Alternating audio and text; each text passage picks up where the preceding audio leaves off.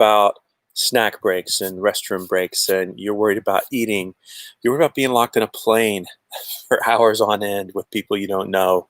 Uh, the guy with the subtle little cough that could be indigestion or it could be something else. And maybe you're that guy. You got a little indigestion, it's giving you a little cough, and you're sitting next to some person that's freaking out. What do we do about all this? I mean, when is it going to end is the question, right? When is it going to end? But what are we going to do about it? And I'm not here to talk to you today about masks, social distancing, lockdowns. I'm here to talk to you about your vacation. And the question, the struggle that we have is that with your vacation, you are very oftentimes under the authority of other people making decisions for you, deciding where you can go and what you can do, when you can go there, deciding if you can go to that restaurant, deciding if you can get on an airplane, deciding if you can do all of the things. And so today we're going to talk through a solution for you. And it's outside the box. If you're watching this, it's probably not as outside the box, but for a lot of people, this is totally outside the box. This is not in the realm of believability. This is not in the realm of this is something they would have ever considered before. But now, in unprecedented numbers, we're seeing people jump on the bandwagon of jumping on an RV and going for a trip. So I'm just going to talk to you about a couple reasons why RV travel in general is safer and convenient and inexpensive. And we do things to talk about how it can be those things, safer, cheaper, inexpensive, in more detail in different parts of the group and different videos that I've done. But I want you to think about, I just want you to think about your vacation that you took 2 years ago, or the last time you got on an airplane, and what that was like, what the experience was like, what people were like.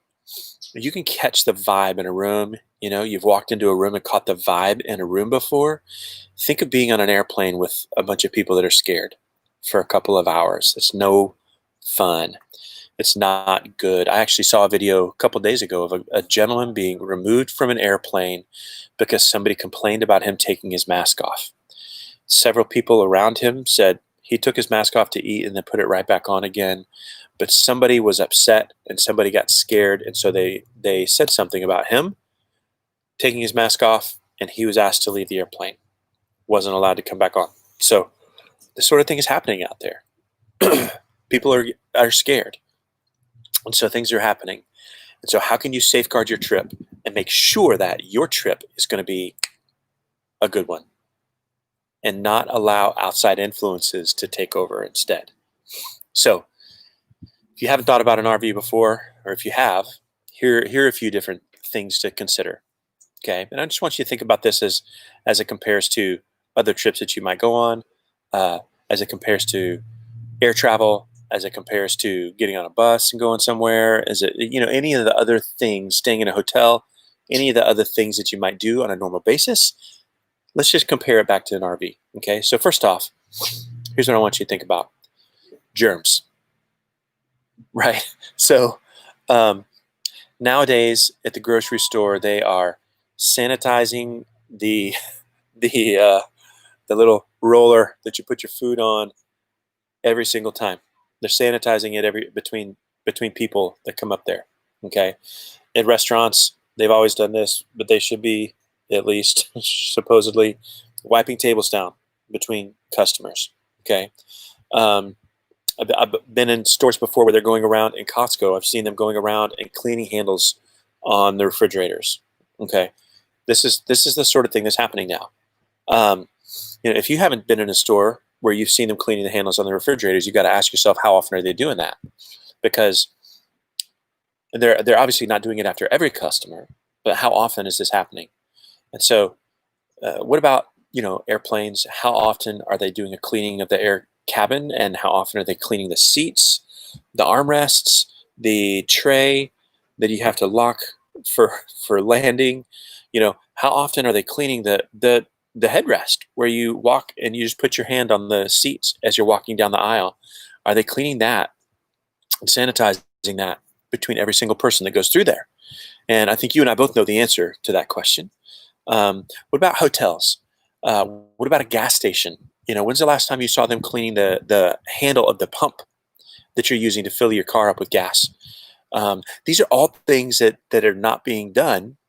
And so if you're thinking, well, I want to protect myself from germs, we've always been the weird ones, by the way.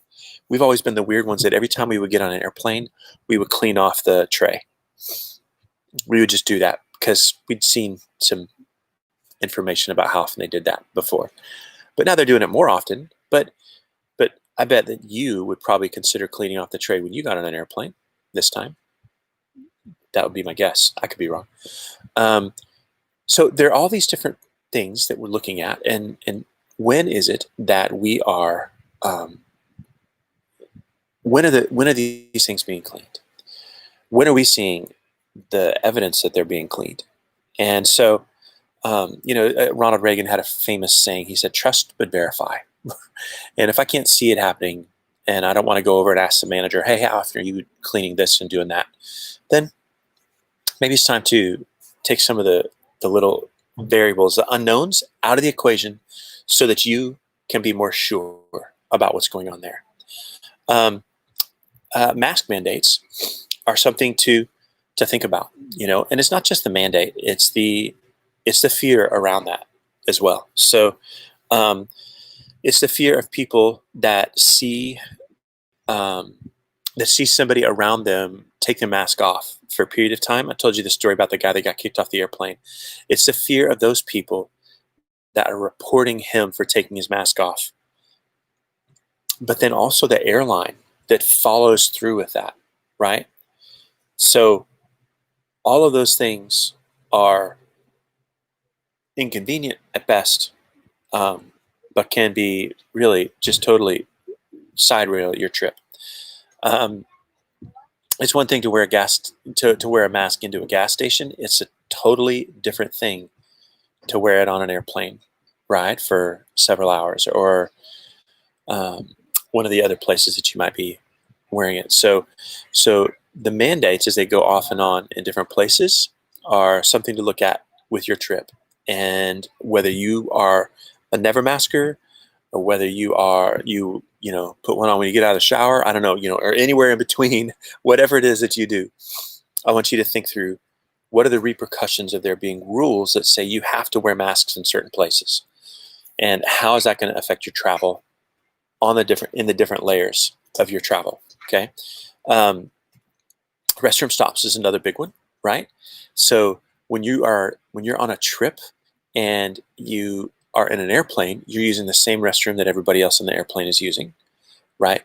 If you are driving and you come to a gas station and you stop to get gas and you run into the restroom there because you're on your way to your hotel, then you're using the same restroom there, and your kids are using the same restroom there that everybody else going through there uses. Now, some places are cleaner than others. We've been in Love's and Flying J, and those Buc-ee's have super clean restrooms. Yay to them. But even then, there's a limit to how clean those are. We were in a Valero the other day, and it was one of the nastiest. It reminded me of the 1980s gas station, that you would run into, and it was awful, awful, awful. And so, but sometimes that's your only choice. I had to go use that restroom because we weren't towing, and we were just driving somewhere, and I needed to go. And so we ran in, filled up with gas. I went in, used the restroom, and was disgusted. But if you're traveling with your RV, then you're taking your bathroom with you. If you're traveling with your RV, you don't need to wear a mask to go check in because you've got the check-in. I mean, your RV is your room. That's your room. And so you don't need to worry about whether it's been cleaned after other people have used it, because it's yours and you're the one using it. Snack breaks is another one. So, when you run into get lunch or to grab a snack at that gas station, or you get lunch at some drive-through, there again, you've got to think about all the other people that have touched it. Was one of the cooks sick? Did they not do a good job of cleaning off the counters? Or can you go in your RV and make a sandwich, which is pretty nice, honestly. We've done that many times. So in all these things, and I said I wanted to get to cost a little bit too. So safety, convenience of having your bathroom, having your kitchen with you, the convenience of being able to just go in the back and sleep, to find a place to pull over and sleep. Those are all really helpful.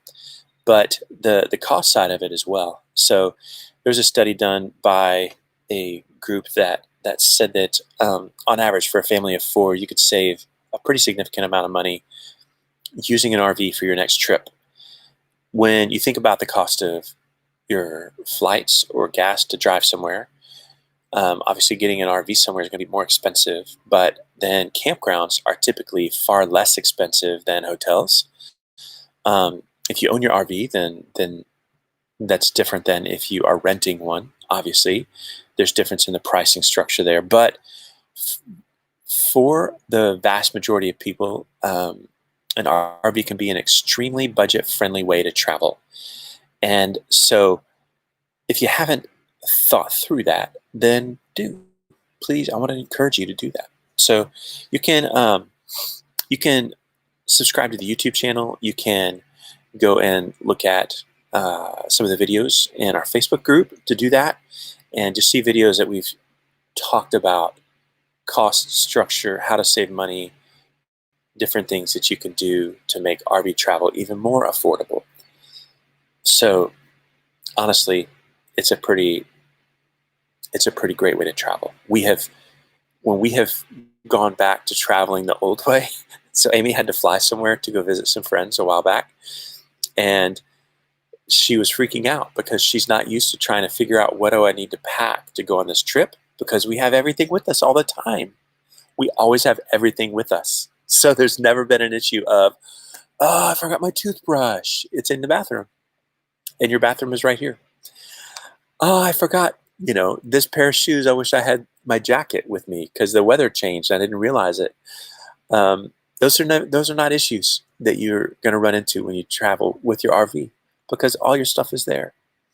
So I hope that hope you've had a great day. And I hope that you will consider using an RV next time. And if you do that and you want some advice, you want some ideas, you want to figure out what kind of an RV would be the best for your family, then reach out to me. Let me know.